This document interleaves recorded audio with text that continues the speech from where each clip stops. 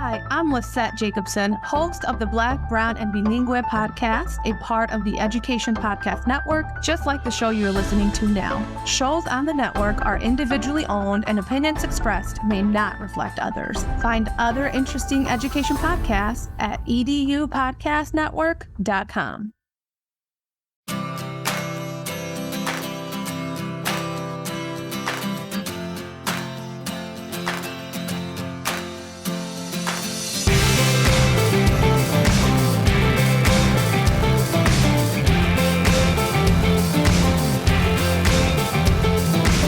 Thanks for listening to the Tech Tools for Teachers podcast, where each week we talk about a free piece or two of technology that you can use in your classroom. I'm your host, Shanna Martin. I'm a middle school teacher, technology and instructional coach from my district. And I'm her producer and husband, Fuzz Martin. I've got a fever, and the only cure is more podcasts. Wow.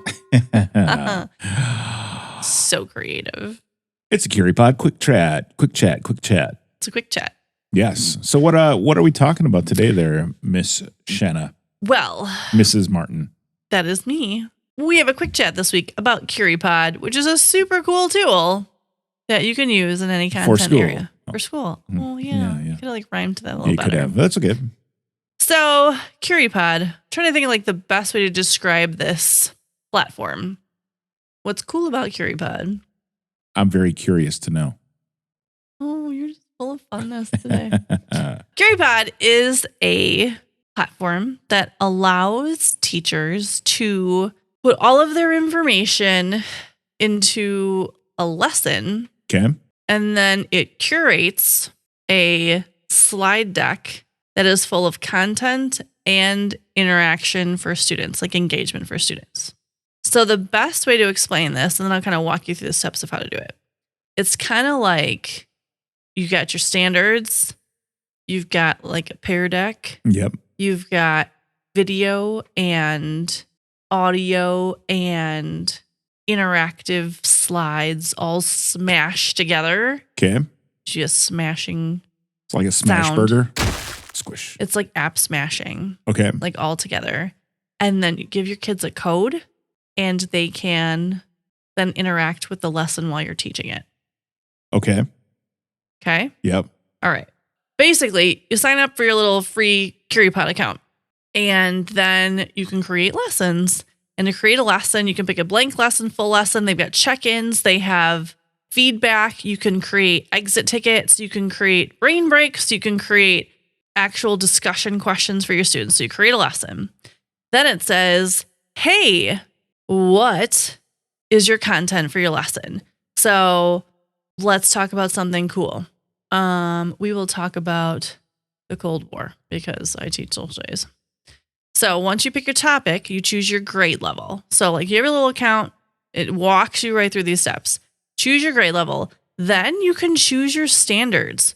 So you can drag and drop your Common Core standards, your state standards, whatever you base your lessons from, drop your standards in.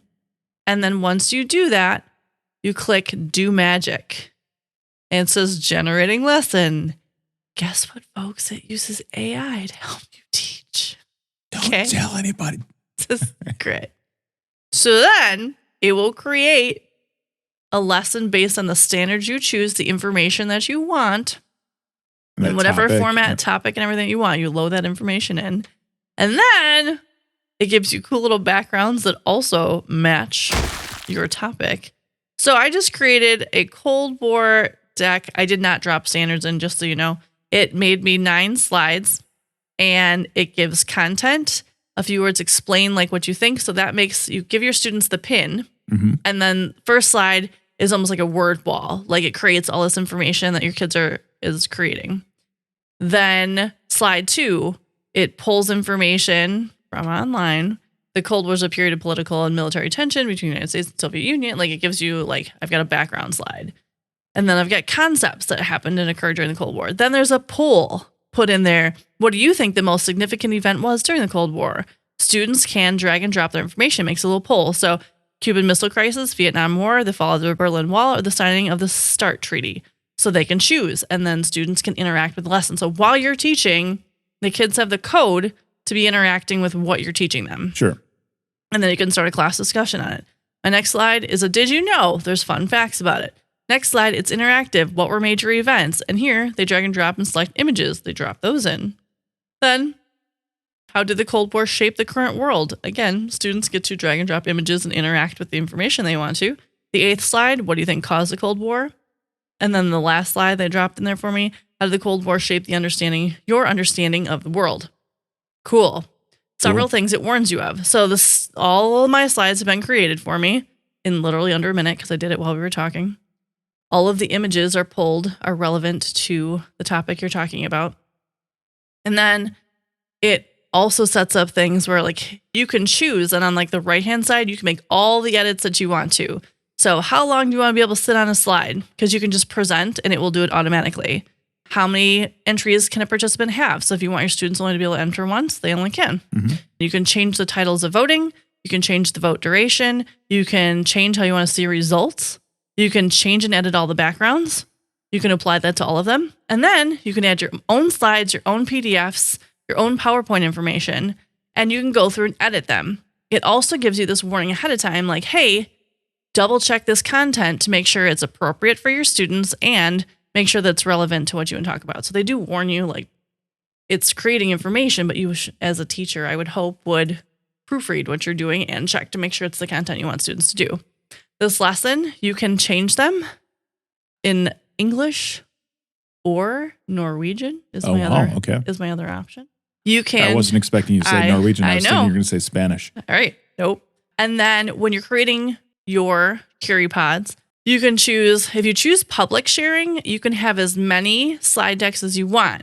But if you want to keep them private, then you only get 5 in the free version. So that's just something to be aware of. You also have unlimited amount of students in the free version. So that's really cool because you can use it for all your classes and you don't max out, which is awesome because that's always the biggest thing. Does each class get a different pin? So you can do it different ways. Like I could just give every class I teach that day the pin, and they would see what other people are answering. So you could just use the same pin per class. Yep. Or you could like swap out the slides between classes if you want to and still use the same pin. Yep. And then you switch out what you want it to look like. So you can make those choices or edits as a teacher as you want to. And then you can share them as templates and you have the options to copy the link and drop it anywhere that you'd want to. So you can do that. You can change cover photos, titles, all of that kind of stuff. So there's all this like interaction in a fast lesson, or like I said, like an exit ticket, this would be fabulous for, or if you need a slide deck created for like sub plans. Yeah. Or like a quick, like I need a discussion starter for my students that they're engaged. We're in 4th quarter.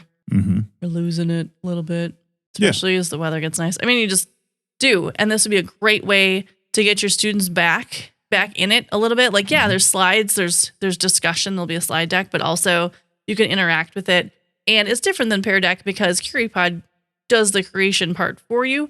So you're not spending all of the time. There's a time and place, I think, for both. Like Pear Deck, for sure, you're taking your time to put together an interactive lesson. There's so many like resources with Pear Deck, but Curipod also kind of will just create the content you need, put it together for you, and then you have that option. That's pretty sweet. It is very cool.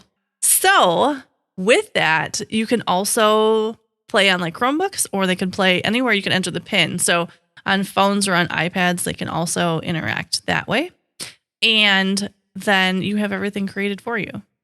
The other cool thing about Curipod is when you are home, you have your own Curipod decks that are created. Yep. You can also click the Discover button. And in Discover, it's lots of other resources from other educators. Mm-hmm. So there's a lot of mindfulness lessons. There's a lot of lessons. They have math pre-done lessons. And they're done by other teachers. So if you find the content you're looking for, like this one's linear and nonlinear functions, they have a whole like deck and question set up for that. Mm-hmm. And then you can discover different lessons from other teachers. So there's just a lot of resources there for you of these lessons that are pre-created.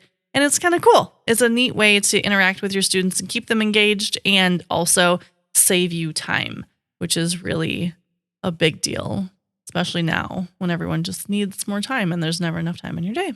Exactly. So there you go. Well, good find, Shanna. Yeah, it's a quick little chat about Curipod. So go check it out. If you create something cool, I'd love to see it. There's some cool science ones I found in there, and then you can drop videos in there too, so you can see like little plants growing, and then ask your students about life cycles of plants and all kinds of cool stuff. So, Curipod, check it out. It's pretty nifty. Be curious. I already used that pun.